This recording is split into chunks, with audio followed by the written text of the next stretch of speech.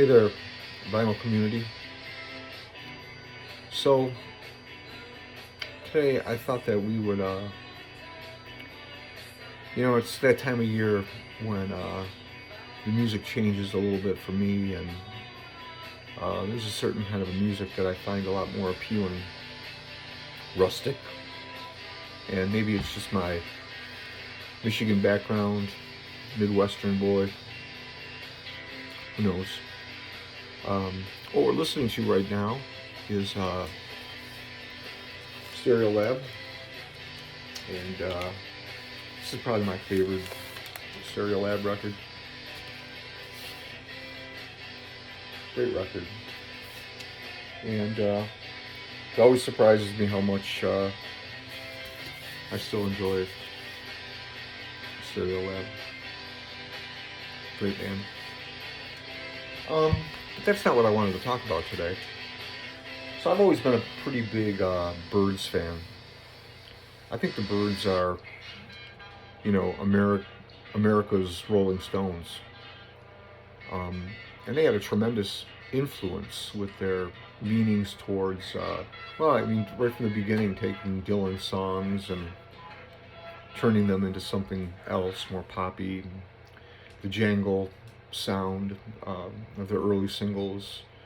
But the somewhat overlooked songwriter in the band, Roger McGuinn, is the guy that I think most people know, but I've always been thought that the guy in the band that really kind of deserved more attention was Gene Clark.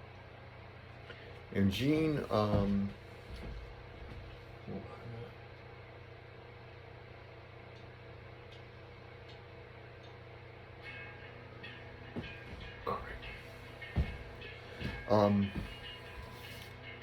Gene was the guy who was writing a lot of the Byrds' original material, and the best original material on their first two records, after which our boy here quit the band, although it's said primarily because he didn't like to travel.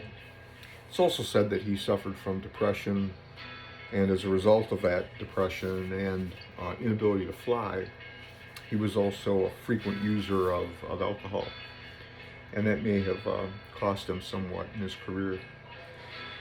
His first solo record, after he left the band, is an amazing album, and I was lucky enough to find a mono copy of it, which is a sought-over item for Gene Clark fans. And on this record, the songs that he would do would go on to be covered by all types of performers, from Alison Krauss and Robert Plant to many country artists and quite a number of rock artists. This album is that's maybe his best solo record. I don't know. It's not my favorite, but it's good. And the much maligned Elevator Operator is on here, which I know some pop band covered later on, but didn't come anywhere near what Gene would do with the song. This is an amazing record.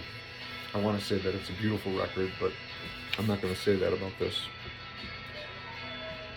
But if you haven't investigated this, and you want to hear something that approaches the kind of cosmic Americana that people will misuse that term, this would be the place to start. And I believe these have been reissued, I think by a pretty decent label too, by is it Sundays? Yeah, I think they reissued some of his records, and from what I understand, they're really good. I might need to show you you want to see it?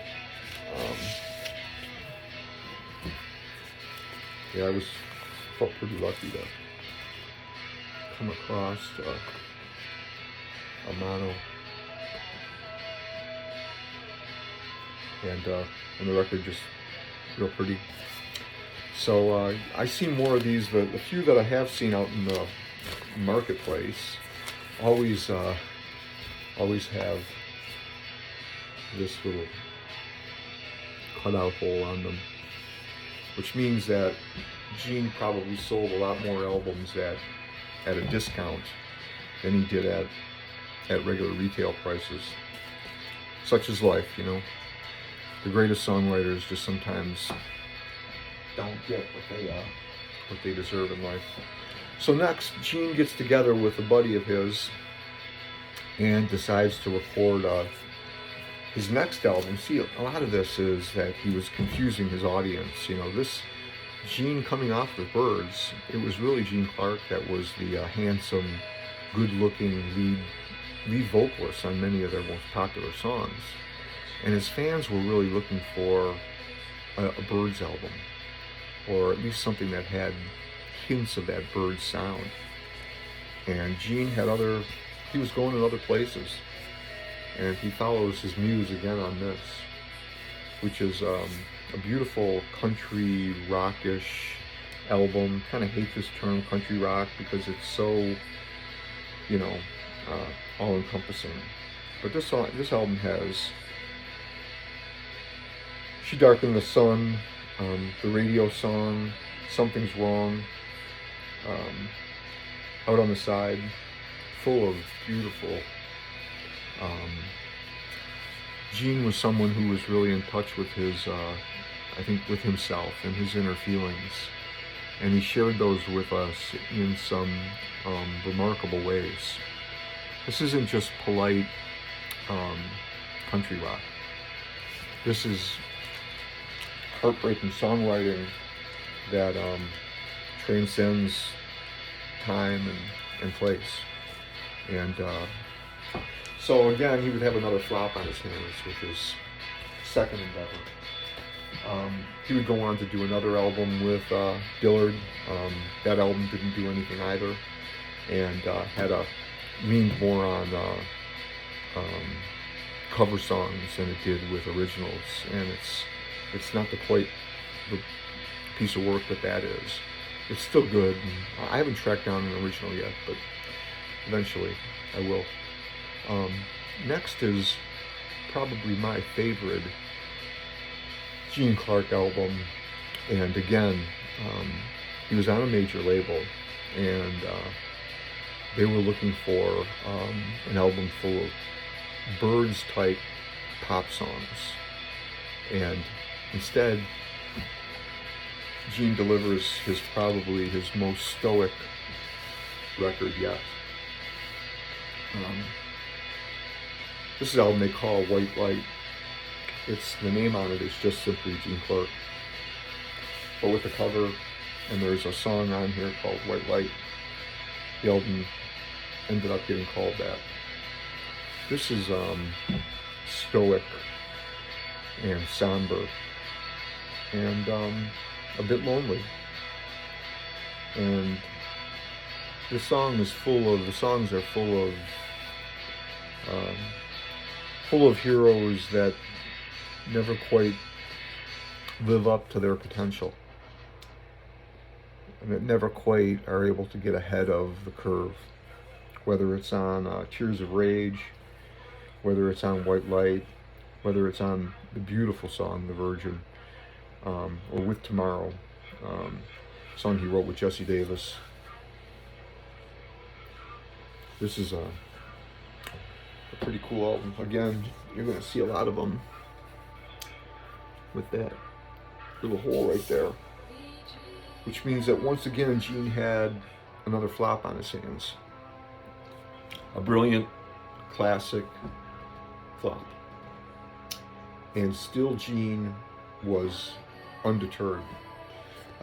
He did occasionally go back for collaborations with members of the Byrds, who I believe at certain points brought him back in, as they knew what a talent he was, and they didn't want him. Roger McGuinn didn't want him to leave the band because they needed his songwriting. Although, you know, when Gene left is when David Crosby kind of flowered into his own, and Chris Hillman was in the band, and Roger McGuinn. So you had talented people there that carried on the Byrds' legacy, I think, in fine fashion.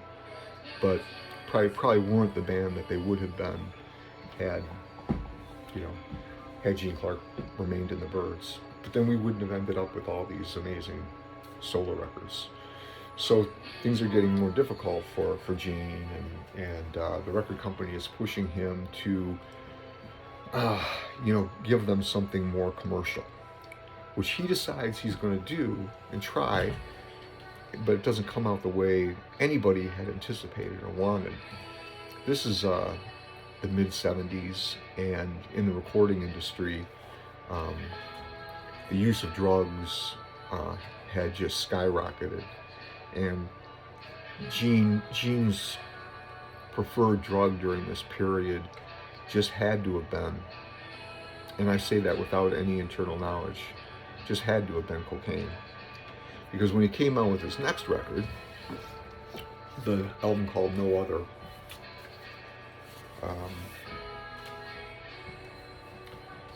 this was the image that Gene gave his fans, looking a lot more like David Bowie than the earthy former Byrd that American audiences were probably looking for.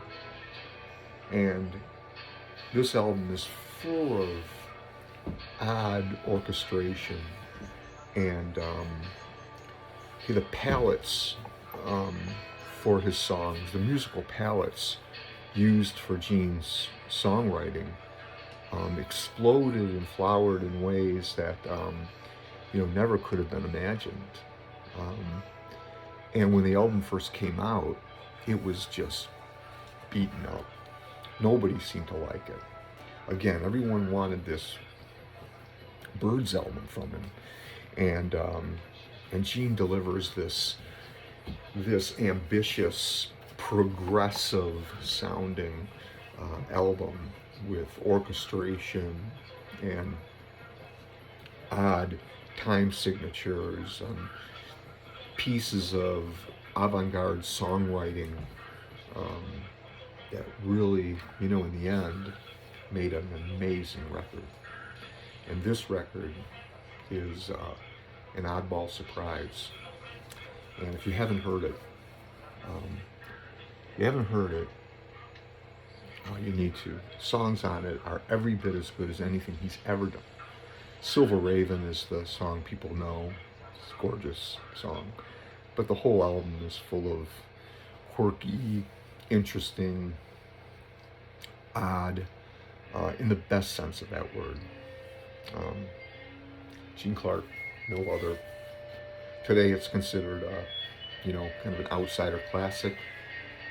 But for years and years and years, it was something the record company wouldn't have anything to do with. And it pretty much ended Gene's, career on the major labels in the United States anyway.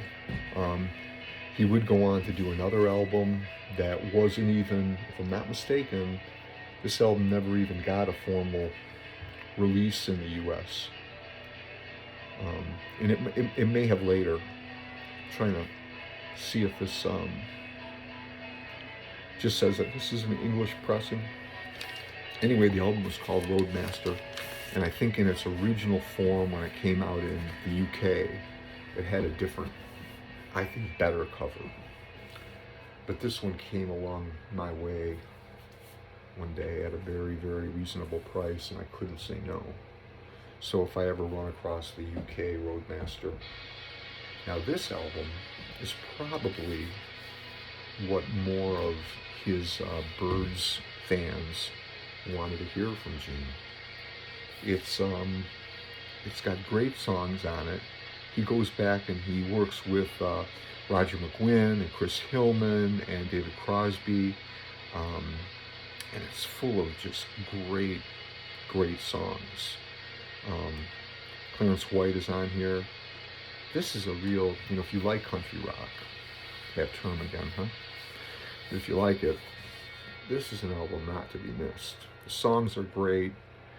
She's the Kind of Girl, 1 in 100, Misty Morning, Roadmaster, I Really Want to Know, Remember the Railroad, the classic She Don't Care About Time. Beautiful song. Shooting Star.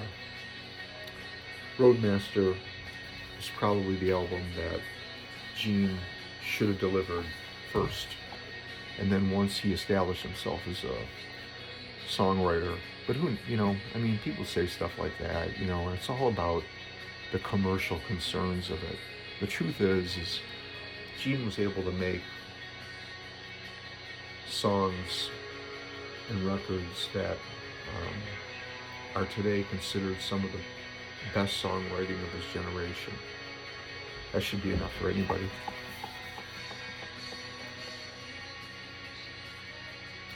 So, after this record came out, and it wasn't originally come out in the US, Gene suffered, coming together occasionally with former members of the Byrds, Chris Hillman, and touring as a kind of reunion.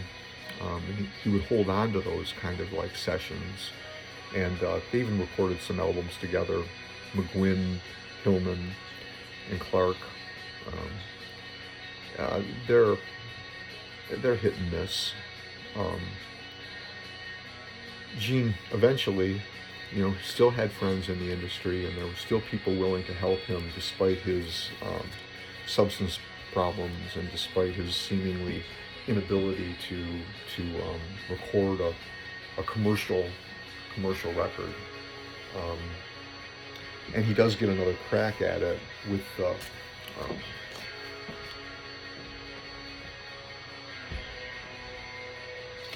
and this is two sides of every story. This got a re-release a few years ago. Supposedly they had come up with some other songs that were written during this session. I don't know if they ever made it out or not. They may have. And this record does have some, I love that cover. That's Gene. Remember, when this album came out, things were pretty tough, and he was suffering. But apparently, the record label, this is on RSO, gave him a little bit of cash and enough breathing room that he could write some decent songs, and there were some covers on here too. I would say that none of these are classic Gene Clark songs, but there is some good stuff on here. This is a likable record. It's maybe not, again, the trappings of it almost look like it's the record that you wanted Gene to deliver, But with the songwriting maybe just a little shy of where Gene's standards had been. But when you're talking about one of the greatest living American songwriters, and I would say that looking right in Bob Dylan's face, that Gene Clark and Townes Van Zandt, what's the old saying? I'll stand on Bob Dylan's coffee table in my cowboy boots and tell him that Townes Van Zandt and Gene Clark are the greatest living American songwriters, something like that. I probably tend to agree that when it came right down to it, I'll take Townes and Clark over Dylan, and I like Dylan.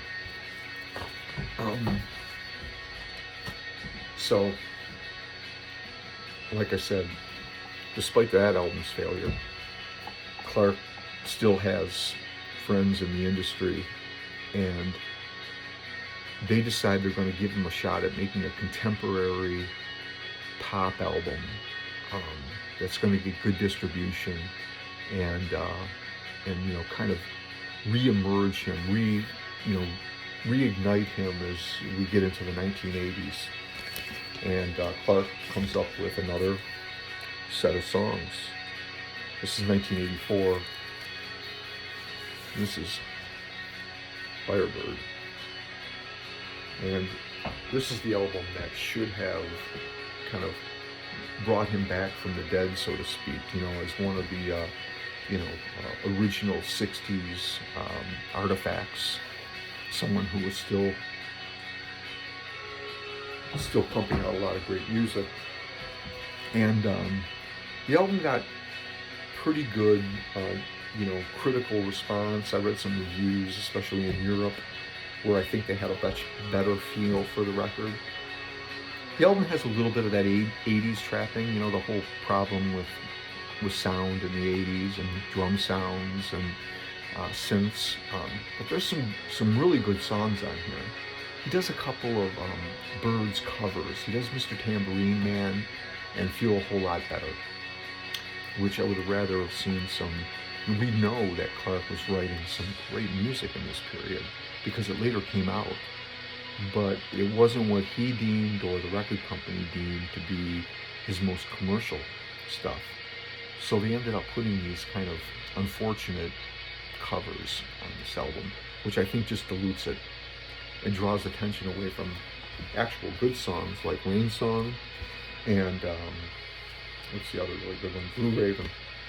Blue Raven is a really, really good song that, if anything, would have maybe had the potential to be a kind of 80s, soft rock radio hit. You know, maybe that would have, at this point, Gene's just trying to find his place in the American marketplace. And there was no place for a brilliant songwriter who wrote music for adults about adult topics in a serious manner. You know, that wasn't where American commercial radio has ever been. And radio stations just want snappy, hooky songs that are going to get on the radio for a moment or two and then move on. And Gene's music was meant for more than that. And so, after this, Gene's career really struggled. And he would do a few more records, some records with other people, So Rebellious the Lover, and a few other things, until eventually his lifestyle got the best of him. And that's, Gene Clark, probably the greatest living songwriter of his generation, certainly to come out of the 60s, rivaled only, in my opinion, by Townes Van Zandt, and in a distant third place, Bob Dylan. And you're looking for the heart, I think, of the American Midwest, and you're looking for the heartland of America. I think it was those songwriters who really captured it and really told the story about really what was happening inside the empire, so to speak. Anyway, hope you enjoyed that. I hope that Stereo Lab wasn't too loud. I hope they don't cut me off for it. And y'all have a good week.